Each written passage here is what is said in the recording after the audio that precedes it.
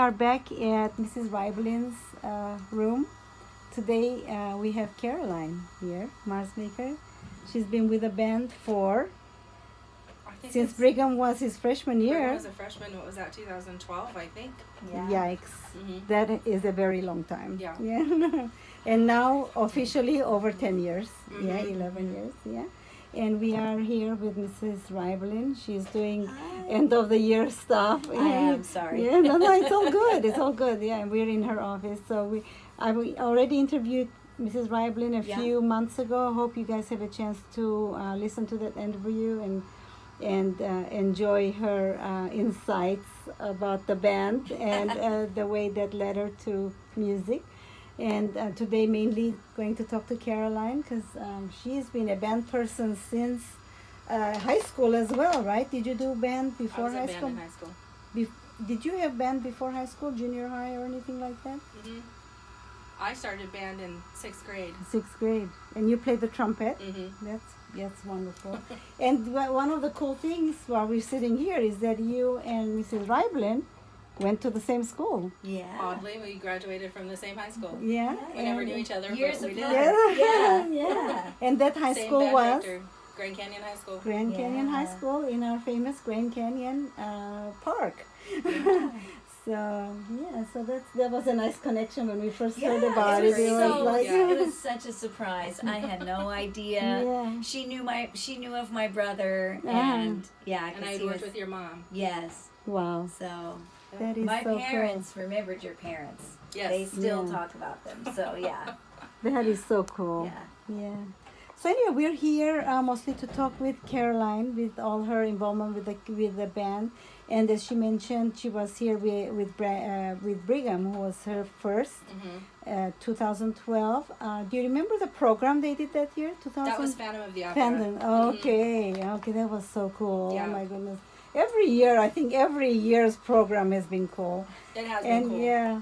That year we just remember because we had started going to the Booster Club meetings that summer before he started high school, and she announced we're going to do Phantom of the Opera and go to Disneyland, and that's like our two favorite things in this world. So we were like, we're going to be the best band parents ever. Yay! And you were. From day one. That was really fun. So anyway, Caroline has been involved in many parts of the band. So the thing that has been a huge help is the uniforms, is what you've been involved with. So do you want to give us a tour of the uniforms? And then you could just tell us, sometimes when you're looking at them, it's easier to talk about them. So yes, but that's kind of fun too, the closet. The closet has been But Caroline has organized this closet, and she has a system, and I'd like for her to talk about those kind of things too. The only system that we have are the Shakos and the uniforms. Okay. Everything behind us is storage, Okay. which is out of my control at times. So That's fine. That's fine. That's like our extras, right? If but we also have Color Guard in here, which they do a really good job keeping their side tidy and neat, and their uniforms usually hang there during and they're not during here marching season because it's in between right now. Yeah. So Caroline, tell us a little bit about your system that you have here for. So the system that I came up with for the marching uniforms, I actually got from the Academy Drum and Bugle Corps down in Tempe, Arizona.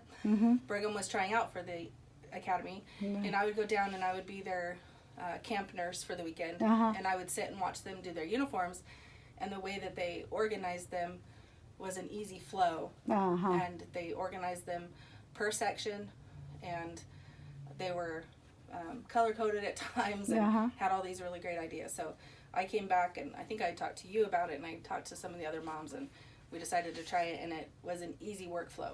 Yes. So we stuck with our system. Yes. Now, the way you have it set up here is easy to transport. Yes. And tell us a little bit about that too. It's easy to transport. The section leaders get put in charge of them. Unfortunately, that's a lot of work on the section leaders, good. But they've been so good about it. The section leaders are responsible for making sure that each of their sections' uniform numbers get put on the trailer. Therefore, nobody's uniform gets left behind. And we've had that happen a time or two, and that's always even with this system, it has happened. So not 100% foolproof. However, it's been 99.99%. It's very, Yeah. it's a great system, yeah. Yeah. And so Caroline has the tops of these bars all marked by the flutes, clarinets, saxophones, and trumpets, and everything is all those organized were from by. years ago when the band was a little bit bigger, when we had numbers up in the Right, 70s. right. So they don't always match up now, only because the band Right. is much smaller, but it's basically where they Yeah. go. And I'm sure that every band member, past and present, will remember me yelling, let them where they go! Right. And also you were very particular about how they hung it on How the, they hung only because and how the shoulders hung on the, when we had numbers up in the 70s, it was very difficult to put them all on this bar, yes. plus all on the bar in the trailer. So as long as they were all hanging the correct way, and the hangers and the jackets were hanging the same way, it Right. was easier to have more space and more uniforms were allowed. Right. Now show us on one of those ones that are not in a bag how you like the jacket to go on the, because I know that's very important in the It way is how important. they, So the way the hangers are hung is the way that your shoulders go. Mm-hmm. So you hang your jacket the way the hanger is hung, so that it always keeps that shoulder shape. mm-hmm. Right. Just like that. Front of the Okay. jacket to the front of the hanger. Okay. All right. That's That good was to the know. number one And then lesson. that is because then they all fit nicely They all together. fit nicely together. And then Yeah. nobody gets a misshapen jacket. Right. Right. Now, Caroline, you've also been probably mostly in charge of making the alterations, like measurements Yes. at the beginning of the year. That was also an idea I had from the Academy Mm-hmm. Drum and Bugle Corps. Every year they would unseam their bibbers up and down both sides, Uh-huh. and then they would sew them to fit the marcher. Oh. So 1 year after this system came into play, I Mhm. thought, let's try fitting them, since our bibbers at that time, I'm sure many people will remember, were starting to get too big and Oh. too saggy, and Right. I just couldn't hem them anymore. Yes. So I just undid the sewing on You both just did- sides, fit it to the individual person, and the fit was a lot better. Wow. Okay, that's It took amazing. a lot more time. but It took a was better. lot more time. Yes, yes. And then at the end of the year, I mean during the season, they're at the sweatiest. Yeah, It's hot. yeah. They're out marching. And it smells And yes, and then but the thing is, you can't like dry clean this every day. No. So- they get dry cleaned once a year. For the first 3 or 4 years, we had a dry cleaner here in town that would do it for us at a very discounted price. They unfortunately went out of business, so I found a dry cleaner in Las Vegas Mm-hmm. that does it for us for about half the price of what they actually charge That's other so- patrons. So we get a really good discount on our marching uniforms. I think he does other band uniforms for Las Vegas schools, so he gives us a really good deal, and Yeah. it's an easy thing. But once a year they get dry cleaned, so they smell for a Yeah. long time. I feel like I remember that. Yes. But so Caroline, I feel like this was a big project for you every year. It was a big project. Yeah, but then you also like to do the props for the thing. So give us a memorable prop that you really enjoy doing. So the first time I was involved with the props was the year that we did. Oh, it was the first was it Latin Fire that we did? Yes. Brigham's sophomore year, I think. That was so beautiful. We needed props.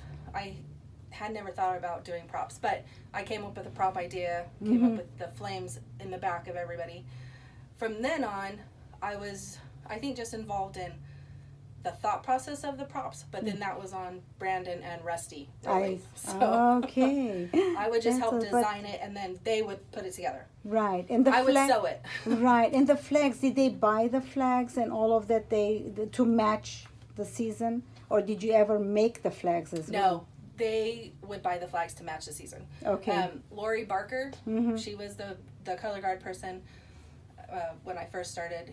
She was really good at matching the flags to the season. Right. And then I don't remember who took over after her, but I think just then between Mrs. Reiblen and the color guard, they were able to get really good deals on flags. Right. A lot of them they got from Winter Guard, people who weren't Right. using That last was year smart. flags anymore, and from other drum and bugle corps they would get discounted Right. flags, and they always came out absolutely beautiful.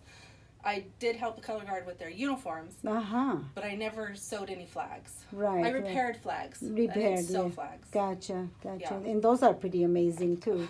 Yeah. So I feel like the uniforms, the props, or the design, it was pretty much your baby. And the banquet is the other one The banquet was my big baby, only because in 2012, Mrs. Reiblin asked me one day on the field, I feel like there's something we should be able to do for recognizing my marchers. Mm-hmm. So I came up with an idea, and we put the banquet together, and then that was just my thing. Yeah.